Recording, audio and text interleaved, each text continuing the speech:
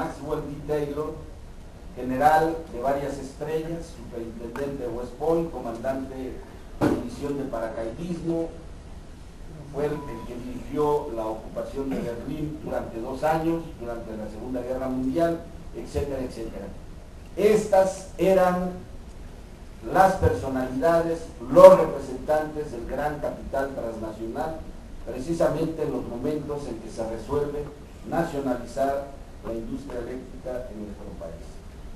Pero también había una lista de nacionales, no voy a mencionar a todos, pero como está muy a la vista de nosotros este asunto, estaba también Gastón Azcárraga, presidente de Fábricas Automex, como parte de este consejo consultivo de la Mexican Light and Power Company.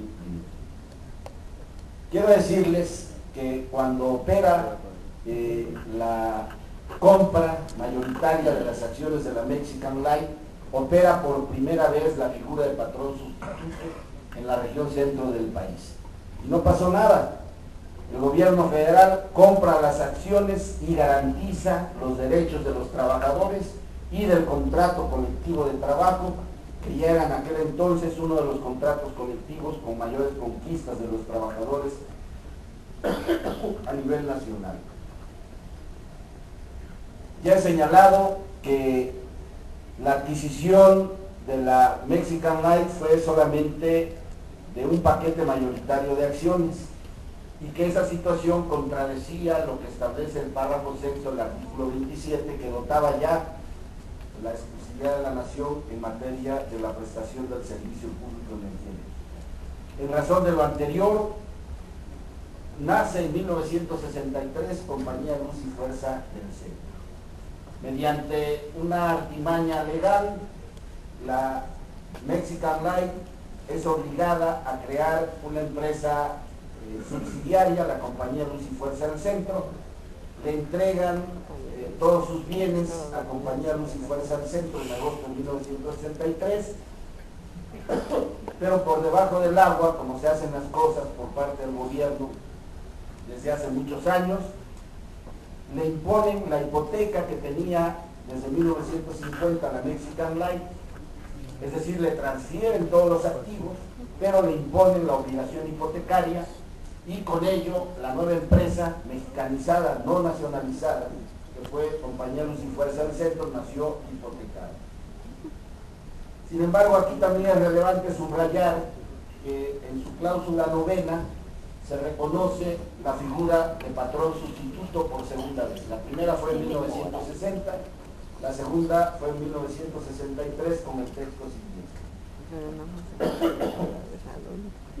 Dice a la letra: la misma Compañía Luz y Fuerza del Centro, Sociedad Anónima, conviene en que todo el personal que presta sus servicios a la Compañía Mexicana de Luz y Fuerza Motriz, Sociedad Anónima, continuará prestándolos a aquella quien asume todas las obligaciones y adquiere todos los derechos que deriven de sustitución de patrón, reconociendo por tanto todos los derechos de los trabajadores, de los jubilados y del Sindicato Mexicano de Electricistas que les corresponden, conforme a los contratos de trabajo individuales, al Reglamento Interior de Trabajo y a los convenios y acuerdos y demás instrumentos respectivos. Esto a la letra, tal y como quedó establecido en el contrato de compraventa en su cláusula novena. No me voy a extender mucho en esto, pero quiero tocar, porque forma parte del desarrollo constitucional y legal que le da fundamento a la propuesta que presenta el Sindicato Mexicano de Electricistas para modificar el artículo 4 transitorio de la Ley del Servicio Público de Energía Eléctrica, que es la creación de la Ley del Servicio Público de Energía Eléctrica en 1975. En su artículo 4 se asentó: a partir de la fecha en que entre en vigor esta ley, quedarán sin efecto todas las concesiones otorgadas para la prestación del servicio público de energía eléctrica. Las empresas concesionarias entrarán o continuarán en disolución y prestarán su servicio hasta ser totalmente liquidadas. Y resulta que este proceso de disolución, liquidación, se prolongó casi durante 20 años. Es decir, se ordena disolver y liquidar a la antigua Compañía Luz y Fuerza del Centro, pero continúa desarrollando su labor como negocio en marcha. ¿Por qué razón? Fundamentalmente por la razón que ya he mencionado, tal y como quedó establecido en el párrafo sexto del artículo 27. Era ya materia exclusiva de la nación y por lo tanto no podía quedar acéfala esta situación, aun cuando se decretase la disolución, liquidación de la antigua Compañía Luz y Fuerza del Centro. Esto es muy relevante desde los dos ángulos que se plantean: el respeto a los derechos de los trabajadores y la falta de fundamento para la extinción de organismos descentralizados en áreas no solamente estratégicas, sino que son exclusivas de la nación. Finalmente, el documento que estamos presentando abarca una serie de conceptos que tienen que ver con las falacias del decreto de extinción de Luz y Fuerza del Centro, que fueron pasadas por alto e ignoradas por la Suprema Corte de Justicia de la Nación. Y finalmente me voy a referir a la llamada Ley Federal de Entidades Paraestatales y a su artículo 16. El concepto de extinción en realidad fue un invento de Carlos Salinas de Gortari. Cuando llega a esta Cámara de Diputados, ese concepto es acotado y se señala que pueden ser extintos los organismos descentralizados, pero con la salvedad de que no sean en áreas estratégicas o exclusivas de la nación, primero, y segundo, que los organismos que sean resultado de iniciativas de ley o decretos del Congreso de la Unión solamente podrán ser extintos por la propia Cámara de Diputados o en su caso por la Cámara de Senadores. ¿Qué se concluye de todo esto? Que la extinción, desde nuestro punto de vista, carece de fundamento constitucional y legal, que lo que ha venido ocurriendo en estos casi 11 meses se ha desarrollado sobre la base de un vacío y de una laguna jurídica que requiere ser resuelto, restableciendo la legalidad perdida, y a ello obedece la propuesta para modificar el artículo 4 transitorio. La oportunidad de hacerla es inmejorable en estos momentos.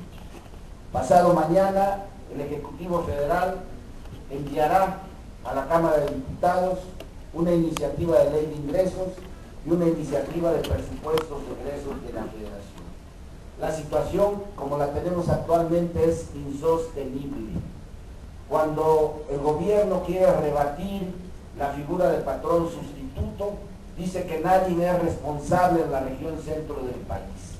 Cuando se demuestran los documentos de patrón sustituto que fueron firmados, que fueron realizados entre la Secretaría de Energía, el SAE y la Comisión Federal de Electricidad en los primeros minutos del día 11 de octubre, dice que solamente los pusieron a disposición, que no hubo tal transferencia, que hubo una extinción primero de Luz y Fuerza del Centro, y que por lo tanto, al estar extinta ya, cuando son transferidos todos los bienes y activos a Comisión Federal de Electricidad, ya no había patrón sustituido y por lo tanto tampoco hay patrón sustituido. Puras patrañas, puras artimañas. Esta Cámara de Diputados tiene la enorme responsabilidad de utilizar el mecanismo presupuestal y una reforma de esta naturaleza para restablecer la legalidad, y es un paso que se puede dar. Si se cuenta con una mayoría simple en quórum dado en sesión de la Cámara de Diputados, bastarían los votos del PRI, del PRD, del PT y de Convergencia para sacar adelante una iniciativa de esta naturaleza. Probablemente hubiese algunos votos del Partido Acción Nacional, pero sabemos bien que los intereses de este partido están del lado de la oligarquía y por supuesto en ningún momento voltean a ver las necesidades del pueblo. Esta propuesta entonces va orientada a que todos los diputados de todas las fracciones que tengan por interés velar y hacer respetar la voluntad de los trabajadores y de la nación mexicana, puedan enmendar la aberración jurídica que ha sido el decreto de extinción de Luz y Fuerza del Centro y creen, por acuerdo del Congreso de la Unión, un nuevo organismo descentralizado que opere bajo la figura de patrón sustituto. Me gustaría mucho haber ampliado más la motivación y fundamentación de este documento, que ya está en manos de los compañeros diputados federales, pero el tiempo apremia y quedo a disposición para las preguntas que se formulen al respecto. Muchas gracias.